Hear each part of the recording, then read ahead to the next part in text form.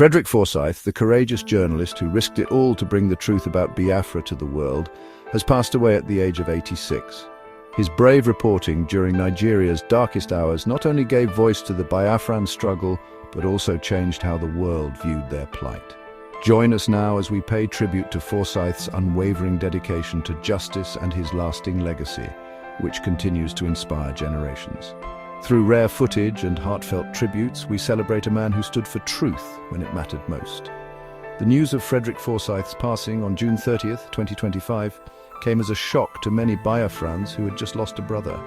Forsyth was a master of the thriller, The Day of the Jackal, The Odessa File, The Dogs of War, books that defined a genre. But to call him just a storyteller is to miss the most important chapter of his life. Before the fame, there was a young journalist who saw something so wrong he could not turn away.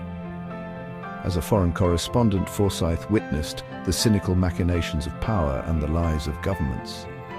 He learned firsthand that the first casualty of war is always the truth. This was forged in the dust and fear of conflict zones.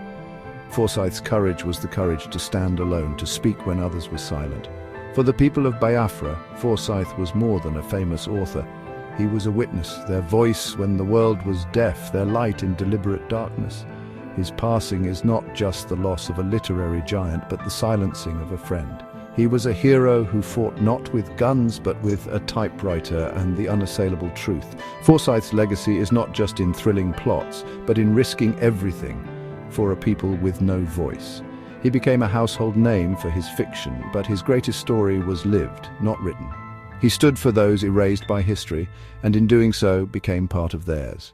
His courage and commitment to truth will outlive any bestseller. Forsyth's story is a reminder. Sometimes the bravest thing you can do is simply tell the truth. In the end, that is the chapter that matters most, and that is why we could not afford to lose his voice. In 1967, the Republic of Biafra declared independence, seeking to escape persecution. The Nigerian state, backed by powerful allies, responded with overwhelming force, and a brutal civil war began. The world was told it was a simple rebellion. The British government, with oil interests at stake, supported this narrative, and the BBC echoed it. Frederick Forsyth was sent to cover the conflict for the BBC, but he went behind the lines. He saw the blockade, the starvation, the children with swollen bellies. He saw genocide unfolding under the guise of civil war. It was a people being starved into submission. Forsyth reported what he saw, but his dispatches contradicted the official narrative. The BBC suppressed, altered, and buried his reports. Forsyth resigned. He refused to be silenced and returned to Biafra as a freelance journalist, taking immense risks. He lived among the Biafrans, sharing their dangers and meager rations. Forsyth was no longer just a reporter. He became a participant in the fight for truth. He risked everything to ensure the world could not ignore Biafra's suffering. He showed that sometimes one honest witness can change the story. Going freelance freed Forsyth to write the unvarnished truth. His articles appeared in Time, the Daily Express, and more, describing the horrors of the blockade in human terms. He gave names and faces to the victims, telling stories of doctors, mothers, and starving children. His reporting directly challenged the propaganda of the Nigerian and British governments. Forsyth dismantled the official lies, showing the world this was a struggle for survival, not power or oil.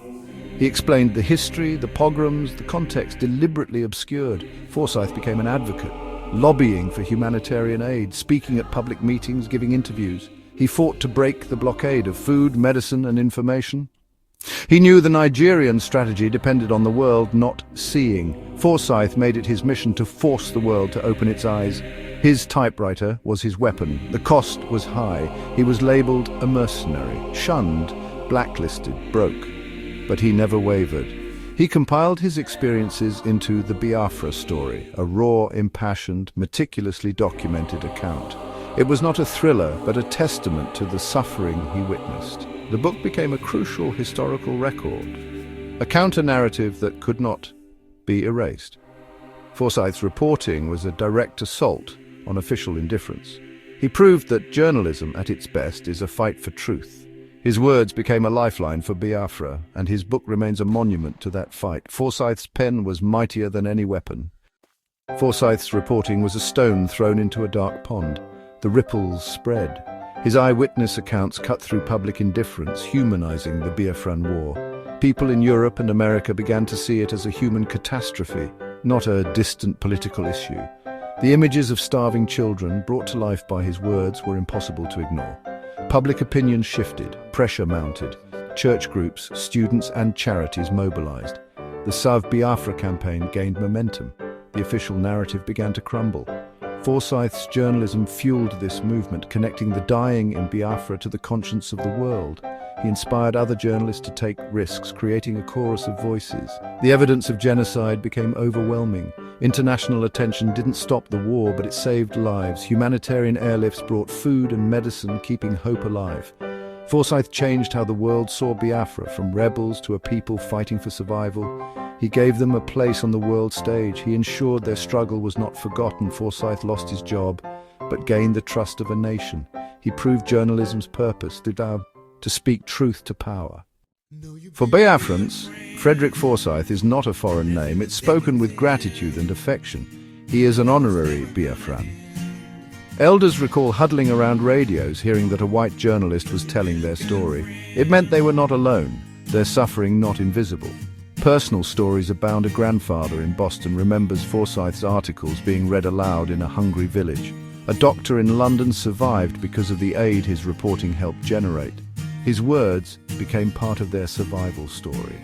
The Biafran diaspora holds his name in the highest esteem, sharing his articles and recommending the Biafra story to their children.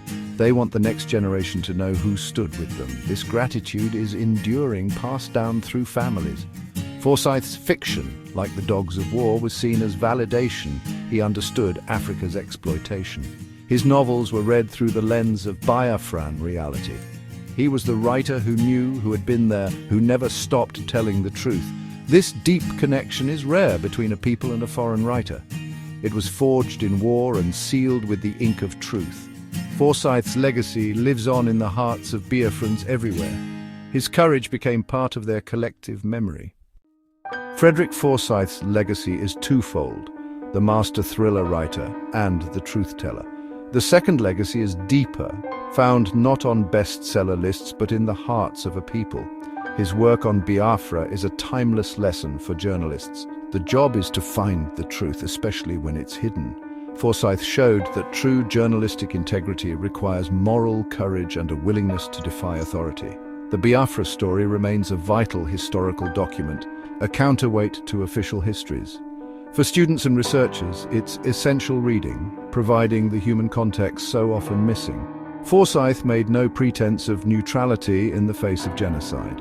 He believed neutrality can be complicity. His book is a monument to that belief. His Biafran legacy is one of moral clarity. He drew a line: on one side, the powerful; on the other, the victims. Forsyth chose his side as a witness, not a soldier.